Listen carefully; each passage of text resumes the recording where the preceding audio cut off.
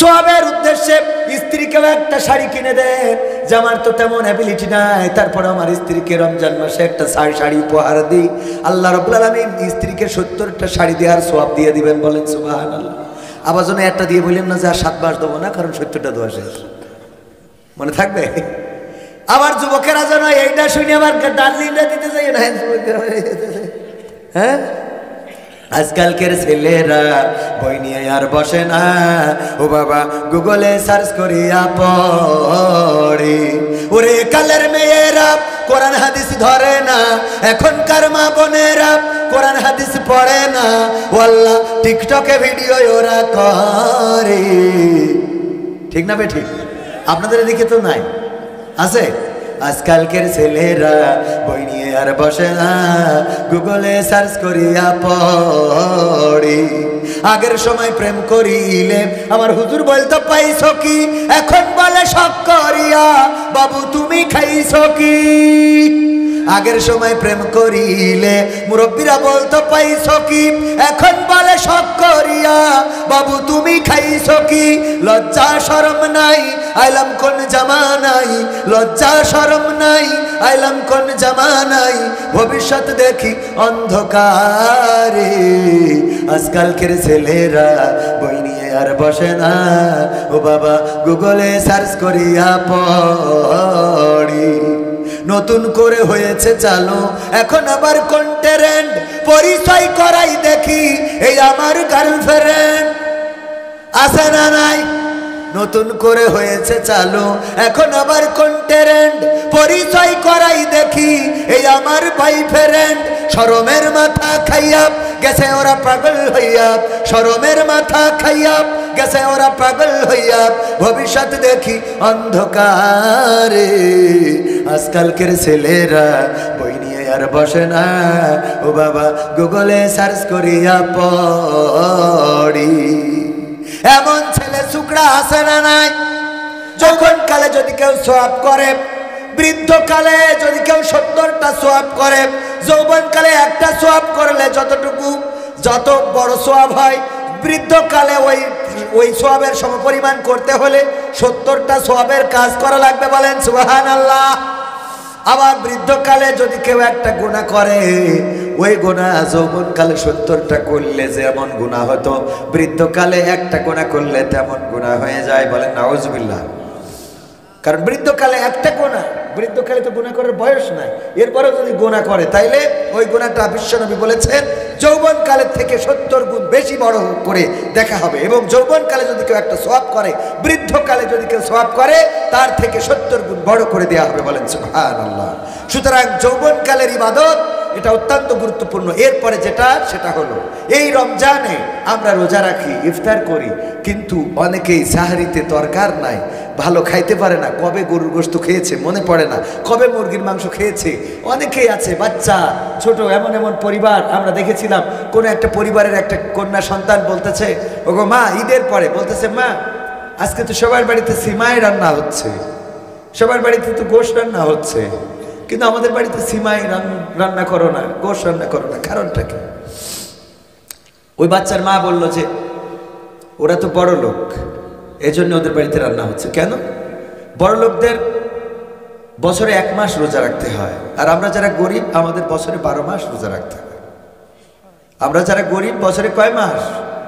12 মাস রোজা রাখতে হয়। ওদের তো 1 মাস পরে ঈদ হয়, কিন্তু আমাদের ঈদ আসে না। এরকম পরিবার আছে না? ইফতারের সময় কি ইফতারি করবে?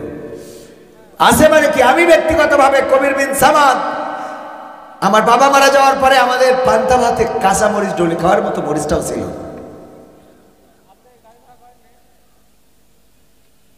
সাহরির সময় মা কান্না করতেন যে আজকে কিছু নাই খাইতে দেওয়ার মতো। আমি ঢাকা গার্মেন্টসে কাজ করেছি, আমি হোটেলে থালা বাসন মেজেছি 30 টাকা বেতনে। কবির বিন সামাদ। পরবর্তীতে মালয়েশিয়া আমার ভাইরা আছেন, পথ হারায়নি, আল্লাহ রাব্বুল আলামিন সোজা পথে রেখেছেন, কিন্তু কষ্ট করেছি। তো এই জন্য আমাদের এই জাতীয় পরিবার দেখে অনেক পরিবার আছে যারা চাইতে পারে না, হাত বাড়াইতে পারে না, কিন্তু তাদের নাই, এই জাতীয় পরিবারের ইফতারি কিনে দিতে হবে। আপনারা মনে করেন না যে আমি আপনাদের কাছে টাকা চাবো। যুবকরা বলে দিয়েছে কোনো কালেকশন নাই, কোনো কালেকশন নাই, আপনাদের জন্যই আয়োজন। কিন্তু আপনারা এই কাজগুলো স্বেচ্ছায় করবেন।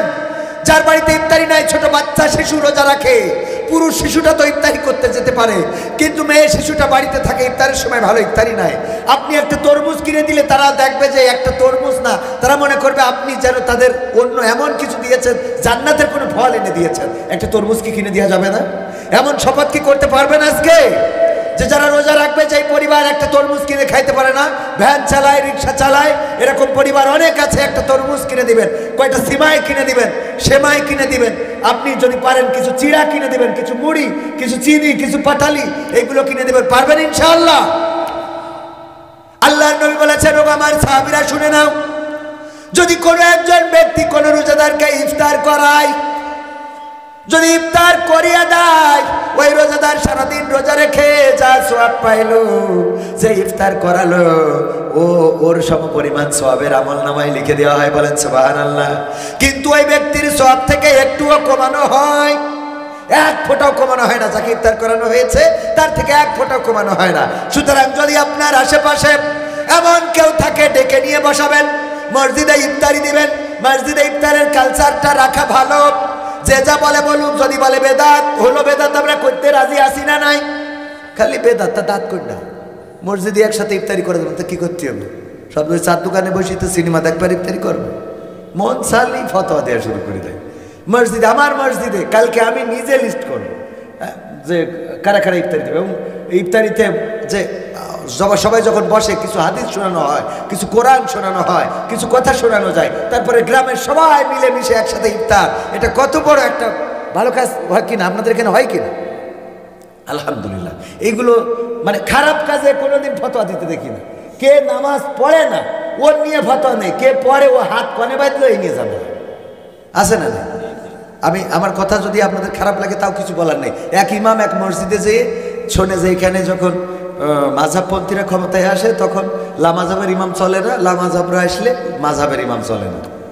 তো উনি যেয়ে শুনি কি নিয়ে ঝামেলা হয়, কয় যে ওই যে হাত বাঁধা নিয়ে আর আমিন বলা নিয়ে, এই দুটা ঝামেলা। কি সবচেয়ে বেশি ঝামেলা হলো হাত বুকি বাঁধবে না নাবিতি বাঁধবে। উনি নিয়ত করি আল্লাহু আকবার বলি কপালের পরে হাত বাইতেছে, এর পরে আল্লাহু আকবার। তো নামাজ শেষে বলছে এতদিন তো ঠিক ছিল যে অন্তত নাভি আর তার উপরে নিচে বুকের মধ্যে উঠা নিচে নামা করতো, কিন্তু আজকে তো একেবারে বাউন্ডারি কুরাস করি সীমানার বেড়ার উপরে যেই নরেন্দ্র মোদীর কপালে যে হাত পড়েছে। কথা কি বোঝা গেছে? হুজুর এতদিন তো ঠিক ছিল, হাত আমরা হয় বুকে বাঁধতাম না হয় নাভিতে, দুইটাই হাদিসে আছে, কিন্তু কপালে বাঁধা এটা তো হাদিসে নাই। হুজুর এটা কেন করলেন? কয়টা করেছি এই জন্য আমি শুনেছি নাভি আর বুকের উপরে বাঁধা নিয়ে ইমামতি চলে যায়, তো ইমামতি টিকানোর দরকার আছে না নাই? ইমামতি টিকানোর জন্য করেছি এক নম্বর। আর দুই নম্বর আর একটা কারণে, সেটা কি আমি বুঝে শুনে দেখলাম আমাদের নাভি আর বুক এ দুটো ঠিক আছে, কপাল খারাপ। কি খারাপ? কপাল খারাপ, এই জন্য কপালটা ঠিক করতে চাইছি। যুবকরা মাহফিলের আয়োজন করেছে, দেখবেন অনেকে খেয়ে কোনো কাজ নেই আছে না নাই, এটা গুতো একটা মেরে দিল, মানে মন চাইলো একটা কথা একটা করে দিল। দেখবেন অনেক মুরব্বী আছে, এখানে নাই, মসজিদে জুম্মার দিন ছোট বাচ্চা শিশু গেলে রে বাবা আত্মাহিয়াতু পড়ে, বাচ্চারা একটু যদি হাসাহাসি করে, বাচ্চারা তো একটু আত্মাহিয়াতুল কাজ চালিয়ে যে হাসতেছে, ধরবো নামাজ শেষ করি আল্লাহুম্মা সাল্লি আলা মুহাম্মাদ, কাজ চালিয়ে ওরা ক্যাট করে হাসতেছে, ওজু সালাম ফিরোয় না কেন, সালাম ফিরোলি ধর, ঠিক না ভাই? ঠিক। এইবার আসসালামু আলাইকুম আছে না? শয়তান বাচ্চা মসজিদে যায়, আপনি ধমক দেওয়ার কে? মসজিদ ঘরটা কার? আল্লাহর ঘর। বাচ্চারা যাবে, খেলবে, হাঁটবে, দৌড়াবে, চিল্লাবে, সব করবে, বরং আপনার দায়িত্ব ছিল। আল্লাহ রাসূল সাল্লাল্লাহু আলাইহি ওয়াসাল্লাম যেটা করতেন, বাচ্চাদের দেখে মিসকিয়ে হাসি দিতেন এবং সুন্দর করে সালাম দিতেন। কোনো বাচ্চা শিশুরা আল্লাহ রাসূলকে আগে সালাম দিতে পারে নাই, আর আমি বড় হুজুর হয়ে গেছি, আমার চুপকে দাঁড়ায় থাকতে হয়েছে, তুই আমার সালাম দিবি? কথা কয় না। আমি পাইনি বেশ অনেক হুজুরকে, আল্লাহ মাফ করুন, মানে তাদের সালাম না দিলে উল্টো সালাম দেবে, এত দায় ওদের পড়ি, আছে না নাই? তার মধ্যে আমিও একজন, আমারও ধরেন, আমার বাইরে রেখেন না, আছে না নাই? তাহলে বাচ্চাদের কি করবেন? মুরব্বীদের জন্য একটু কাজ, সেটা হলো যখন মসজিদে যাবেন পকেটে কিছু চকলেট নিয়ে যাবেন। কিছু চকলেট কি পকেটে করে নিয়ে যাবেন, কিছু কাঠি লজেন, বিস্কিট, এগুলো নিয়ে যেয়ে বাচ্চারা যারা হাসবে একটু ডেকে গায়ে হাত বুলাই, এই নাও তোমার চকলেট দিলাম, নামাজে আসবা কিন্তু হাসবা না, মনে থাকে যেন। যদি না হাসো তাইলে পরের ওয়াক্তে ঠিকই আর একটা চকলেট দেবো, দেখবেন অটোমেটিক ভালো হয়ে গেছে। এই কাজটা কত সুন্দর, রাসূলের দেখানো কাজ, রাসূলের শেখানো কাজ। সৌদি আরবে আমি যে পুলিশের জিজ্ঞাসা করলাম যে আমি তো যাবো তাইফে, তো আমার দোস্ত, আমার এক বন্ধু, ব্রাদার, এক হাবিব, ওই যে হাবিবি বলে ওরা, বন্ধু, সে এসে বসে দাঁড়িয়ে আছে ফায়ার সার্ভিসের সামনে। তো এই ফায়ারটা কোথায়? তো বললো যে এখান থেকে ডাইনে যেয়ে বাই যে সোজা যে সামনে যেই দেখ। তো এটা বলার পরে আমার দুই বাচ্চা, আমার স্ত্রী রয়েছে সাথে, পকেট থেকে বের করে দুই বাচ্চারা চকলেট দিল। দুই বাচ্চারা কি চকলেট দিল। এবং শুধু ওখানে না, মসজিদে নববীতে, মক্কায় ছোট ছোট বাচ্চা, আমার এবার বাচ্চা নিয়ে যে অভিজ্ঞতাটা পাইলাম, যে ওই বাচ্চাদের দেখলেই কেউ চকলেট দেয়, কেউ বিস্কিট দেয়, কেউ রুটি দেয়। যারা গিয়েছেন তারা বলতে পারবেন, যারা হজে গিয়েছেন, আমি যদি মিথ্যা বলি আপনারা যারা হজে গিয়েছেন তারা সাক্ষ্য দিতে পারবেন, যে বাচ্চাদেরকে কেউ না কেউ হঠাৎ প্যাকেটের মধ্যে কিছু আছে দিয়ে দেয় বাচ্চাদের। এই যে দেওয়া, আমি অবাক হয়ে গেলাম যে একজন পুলিশের চাকরি করতেছে, সে পকেটে তাইলে কতগুলো তার চকলেট আনা লাগে যদি সারাটা দিনে এইভাবে সে বাচ্চাদেরকে দেয়, আর তার পকেটে এইভাবে থাকে, তাদের পকেটে। আর আমাদের 4 আনা পয়সা খরচ করার কোনো লাইন নেই, থাকবে কি? বিড়ি খাতি খাতি তো আমাদের কয়েল ঝুলে গেছে, ঠিক না বেঠিক? ও চকলেট কিনবে কি? ওতেও একটা বিড়ি খাবে, হাকিস বিড়ি, মানে আপনি না, ওই সামনে, ঠিক না বেঠিক? সত্য বলছি না মিথ্যা বলছি? এমন লোক আছে না না? বিড়ি খাই তো খায় এতটুকু। রোজার মাসেও শুনলাম কোন মসজিদে নাকি ইতিকাফে বইছে, ইমাম সাহেব নাকি দেখে যে উপরে ধুমা উঠছে, তো তাড়াতাড়ি করে গেছে, বলছে বাজান কি খবর? হ্যাঁ, উপরতে ধুমা উঠছে কেন? বলছে আর বললে না, যদি ওই সেহরির পরে একটা না টান মারি তো সারাদিন ইত্তেকাফ, তো ইত্তেকাফ রোজাও হবে না। ওর রোজার ইত্তেকাফ হওয়ার জন্য সারির পরে আগে একটা মাইরে নিতে হবে, কুপান দিয়ে, তারপরে যে কি রোজা রাখতে। এরা মাসে না না, বিড়ি খাইতে পারবে না, এই ভাইতে রোজা রাখে না। কয় আমি তো অসুস্থ, আল্লাহ বলিয়েছে ও অসুস্থকে রাখা লাগবে না। ওরে বাবা, কনে বললে? তা হাদিসে আমপাড়ায় আছে, হাদিসে। হ্যাঁ, আমি তো দেখিনি কোনোদিন। কয় লাস্টের 3 পাতা তো পড়নি, পড়লি পেতে, লাস্টের 3 পাতা বাকি আছে এখনো, শয়তান কোথাকার। বিড়ি খেয়ে মুখের এত খারাপ অবস্থা করে। আমাদের কলেজের এক টিচার ছিল, বলতেছে যে ভাই আপনার সাথে একটা গল্প বলি, আপনারা তো ওয়াজ করেন, কাজে লাগতে পারে। কি? তা আমার চাচা আছে সমবয়সী, তার বিয়ে দিলাম। তো বিয়ে দেওয়ার পরে মাসখানিক পরে অভিযোগ করতেছে, চাচা যে তোরা কি দেখি বিয়ে দেন দিলি? তো আমার মন ঠোঁটে কিস করতে দেয় না। কি করতে দেয় না? চুমো খাতে দেয় না। তা বলছে চাচা তাহলে আমি কি বলবো চাষির? তা বলছে একটু বললে ভালো হতো। তা চাষির দেখি বলছে, চাষি যেহেতু সমবয়সী তো আমরা দেখে শুনে বিয়ে দিছি, তা একটু অভিযোগ করলো আপনি নাকি চাচার ঠোঁটে কিস করতে দেন না। তা বলছে যেহেতু তোমার চাচা বলিছে তাহলে আমি সত্যি কথা বলি দিই, তোমার চাচা বিড়ি খেয়ে মুখের যে অবস্থা করে রেখেছে তাতে ওর পাশায় কিস করা যাবে, তা ঠোঁটে না। আছে না নাই? মসজিদে ইমাম সাহেব যখন বলে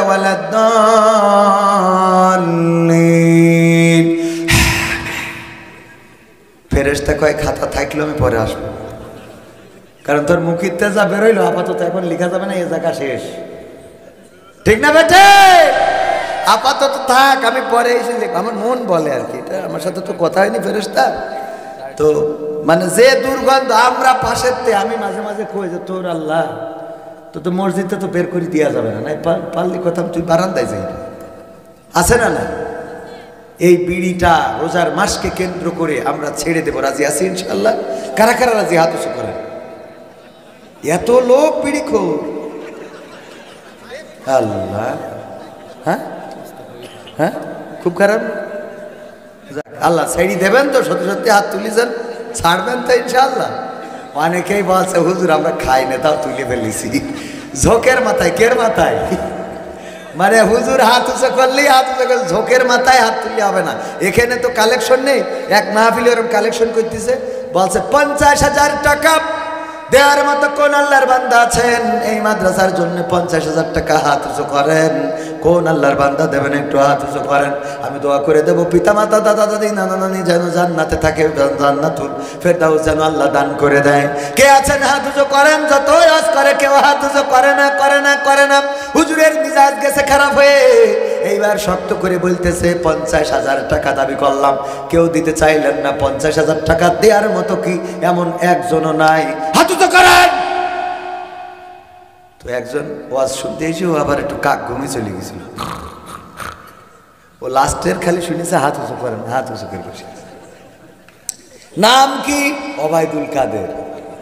ওবায়দুল কাদের। আল্লাহ 50,000 টাকা, লিল্লাহি তাকবীর, আল্লাহ কবুল করো। আল্লাহ 50,000 টাকা করলো দান, বাড়িয়ে দাও সম্মান পিতা মাতা দাদা দাদি নানা নানি যারা কবরে, আল্লাহ তুমি তাদের জান্নাতুল ফেরদাউস নসিব করে দাও।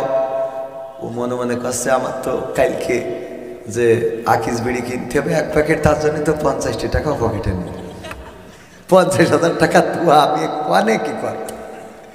যাই হোক, বিড়ির মধ্যে আর কিছু বলিনি। পরের দিন আমার হুজুরের কাছে এসে বলছে, হুজুর কাম তো একটা সারি ফেলেছি। কি হয়েছে? বলছে ওই যে হুজুর কালেকশন করছিল, আমি তো এসে ওয়াজ শুনতে এসে তো ঘুমাই গেছিলাম। হঠাৎ খালি শুনলাম হাত উঁচু করেন, তো আমি থেকে উঠে পরে হাত উঁচু করেছি। পরে শুনলাম আগে বললে যে 50,000 টাকা কারা দেবেন, তারা হাত উঁচু করেন। তো ওইটা আমার ঘুমের মধ্যে চলে গেছে, হাত উঁচু করেনটা খালি টাওয়ার পাইছি, ওইটা নেটওয়ার্কের বাইরে থাকতে হয়ে গেছে, তো বুঝতে পারিনি। এখন তা বলছে তো অসুবিধা কি, ভুল করি ফেলি যাও, কোনো অসুবিধা নেই। বলছে ওইটা তো অসুবিধা না, অসুবিধা অন্য জায়গায়। তো অসুবিধা অন্য জায়গায় কি? বলছে আমার তো 50 টাকাও নেই যে আমি দান করবো। তো দান করা, আমি তো বললামই সমস্যা নেই। কয় সমস্যা তো নেই আপনি বলছেন, কিন্তু সমস্যা তো অন্য জায়গায়। আরে অন্য জায়গায় কি? বলছে হুজুর দোয়া করিছে আমার পিতা মাতা দাদা দাদি, ওদের যেন আল্লাহ জান্নাতুল ফেরদাউস নসিব করে দেয়। তাই এখন আমি টাকা না দিতে পারলে ওদের বা ফেরতে নাকি জাহান্নামে রাখবো কিনা, ভয় আছে না নাই? তো তাইলে হাত উঁচু করার সময় একটু বুঝে শুনে করার দরকার আছে না নাই? আমি বললাম যে আমরা আর বিড়ি খাবো না, কারা কারা সিদ্ধান্ত নিয়ে হাত উঁচু করেন। তো বিড়ি যারা খান না তারা না সিদ্ধান্ত নেবেন। এইবার সত্যি বিড়ি খান, ধূমপান করেন, সিগারেট টানেন, এমন কেউ কি আছেন সাহস করে আসছে রোজার মাস, এই রমজান মাসকে সামনে নিয়ে আল্লাহর জন্য সঠিকভাবে একেবারে জেনে বুঝে তওবা করবেন আর ধূমপান করবেন না, এমন কেউ থাকলে হাত উঁচু করতে পারেন।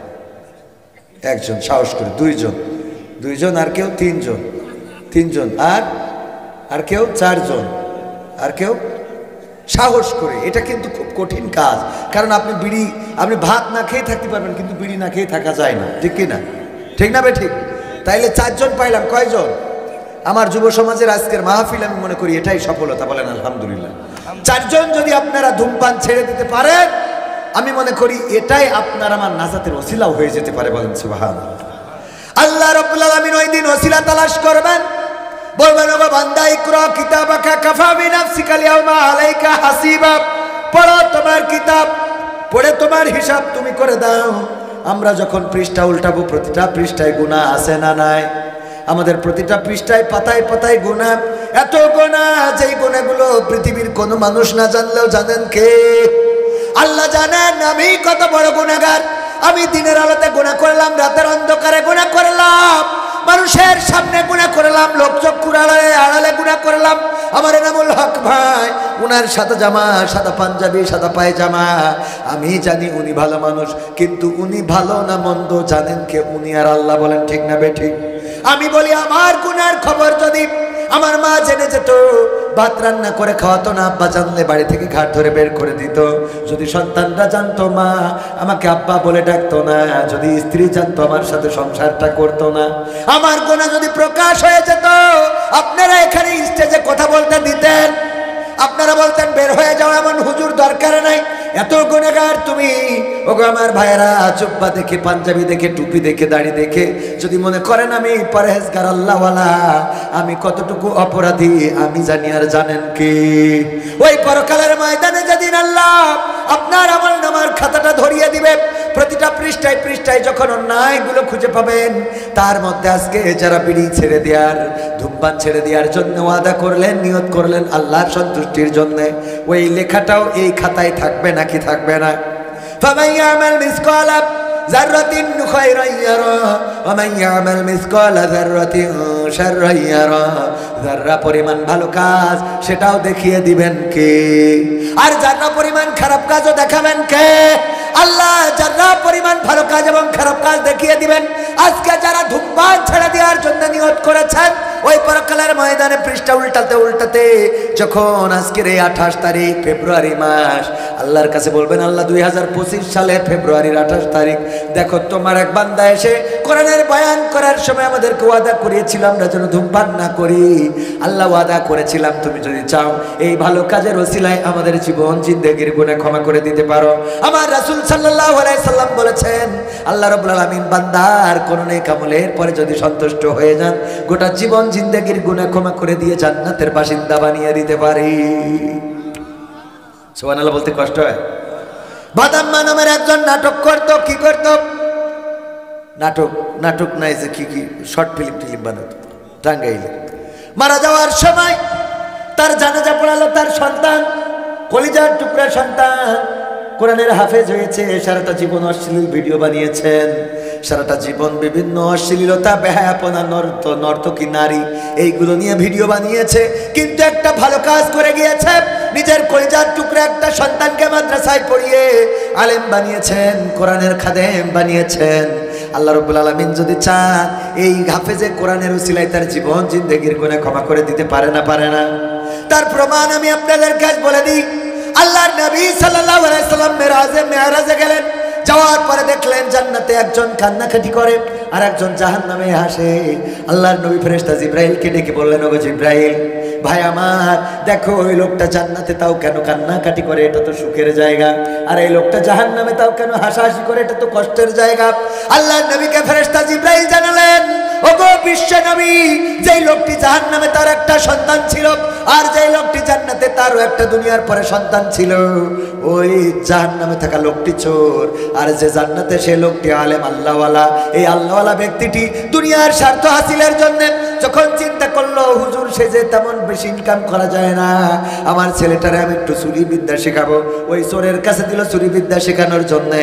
আর ওই চোর লোকটি তার সন্তানকে আলেমের কাছে দিল আল্লাহওয়ালা বানানোর জন্য, যে আমি সারাটা জীবন গুনাহ করি, অন্যায় করি, চুরি করি, ছিনতাই করি, খুন করি, রাহাজানি করি, না জানি পরকালে কি হয়। সুতরাং আমার কলিজার টুকরা যেন আলেমে দিন হতে পারে। ও আল্লাহর রাসূল, ওই চোরের সন্তানটা আলেম হয়েছে, আল্লাহওয়ালা হয়েছে, আবেদ হয়েছে, আর আলেমের সন্তানটা চোর হয়েছে। হওয়ার পরে ওই চোর যত চুরি করে তার একটা আমল, বদ আমল, গুনাহ সদকায়ে জারিয়া হিসাবে এই লোকটির আমল নামায় আসতে আসতে নেক আমলটা হালকা হয়ে যাচ্ছে আর বদ আমলটা ভারী হয়ে যাচ্ছে। আর কিছুদিন পরে এই আলেম লোকটার নেক আমলটা এতটাই হালকা হয়ে যাবে, বদ আমলটা এতটাই ভারী হয়ে যাবে যে তাকে জান্নাত থেকে বের করে জাহান্নামে দিয়ে দেওয়া হবে। বলেন নাউযুবিল্লাহ। অপরদিকে যেই লোকটি চোর জাহান্নামে আছে, ওই লোকটির সন্তান যত ভালো কাজ করে, দিনের পথে কাজ করে, আল্লাহর জন্য আল্লাহর পথে কাজ করে, সদকায়ে জারিয়া হিসাবে নেক আমল আসতে থাকে, আসতে আসতে এমন একটা অবস্থা যে তার গুনার খাতাটা হালকা হয়ে যায়, নেকের খাতাটা ভারী হয়ে যায়।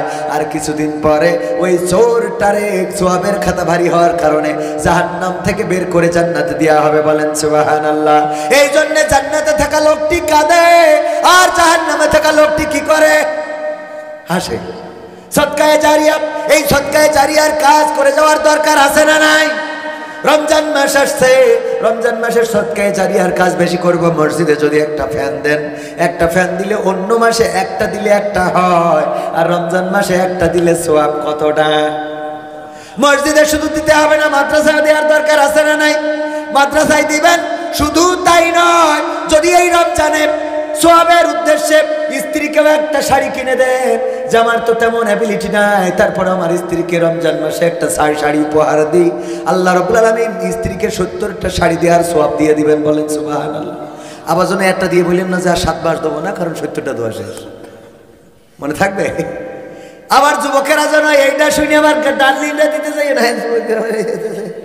হ্যাঁ, আজকালকের ছেলেরা বই নিয়ে আর বসে না, ও বাবা গুগলে সার্চ করিয়া পড়ে। ওরে কালের মেয়েরা কোরআন হাদিস ধরে না, এখনকার মা বোনেরা কোরআন হাদিস পড়ে না, ওয়াল্লাহ টিকটকে ভিডিও ওরা করে। ঠিক না বেঠিক? আপনাদের এদিকে তো নাই, আছে?